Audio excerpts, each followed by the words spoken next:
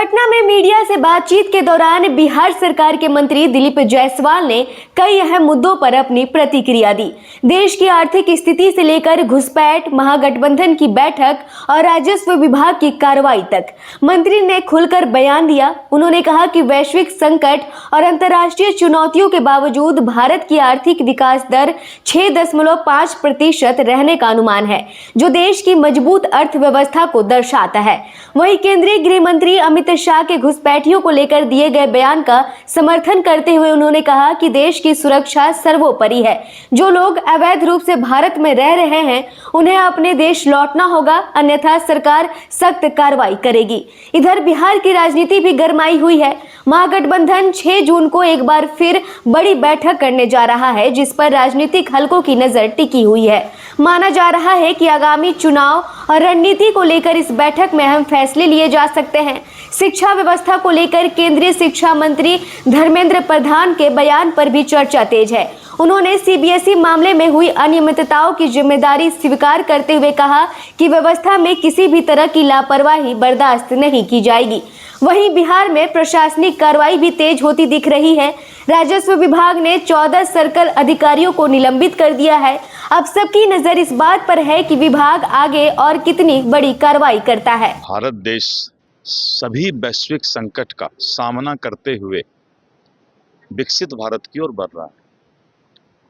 प्रधानमंत्री श्री नरेंद्र मोदी जी का सक्षम नेतृत्व देश को आर्थिक व्यवस्था और सामाजिक रूप से भी आगे बढ़ाने का काम कर रहा है, और यही कारण है कि भारत इस वैश्विक संकट में भी आज खुशहाल देश बना हुआ है। सर, अमित शाह ने बेटियों को साफ साफ चेतावनी दी है या तो अपने मन से देश छोड़ दे, नहीं तो उन पर कार्रवाई। लगातार अभी रिपोर्ट भी आ रहा है कि 5000 से ज़्यादा लोग करीब रोज जो है इस तरह के लोग देश छोड़ करके बाहर जा रहे हैं, जिनको एहसास हो गया है कि घुसपैठिए की पहचान होने वाली है।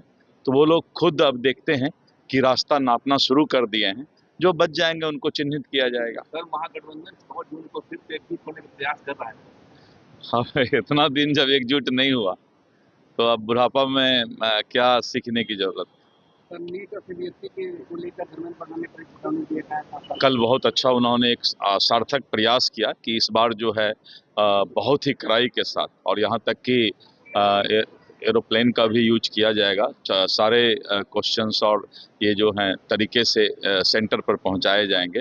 तो बहुत ही कड़ाई के साथ ये किया। आज मैं एक बड़ा काम करने जा रहा हूं। जो धार्मिक न्यास परिषद है, अभी मेरी मीटिंग तुरंत है। धार्मिक न्यास परिषद के लाखों एकड़ जमीन अलग अलग मठ और मंदिर के नाम से बिहार में है, और इस धार्मिक न्यास के ऐसे लाखों एकड़ जमीन कैसे सुरक्षित रहें, इसके लिए मैंने धार्मिक न्यास परिषद के अध्यक्ष को, धार्मिक न्यास परिषद के सचिव को, लॉ सेक्रेटरी को और राजस्व विभाग के सभी पदाधिकारी के साथ अभी मैं बैठक करने जा रहा हूं कि धार्मिक न्यास परिषद के लाखों एकड़ जमीन सुरक्षित रहें और उसका जो है धार्मिक न्यास के काम में आए। किशनगंज के पेरेंट्स अब बच्चों के ब्राइट फ्यूचर के लिए क्वालिटी एजुकेशन और सही गाइडेंस यही मिलेगा। Introducing Shri Janya Classes 6 to 12, foundation courses and NEET preparation, experienced faculty, strong concepts, personal attention. Admissions open now.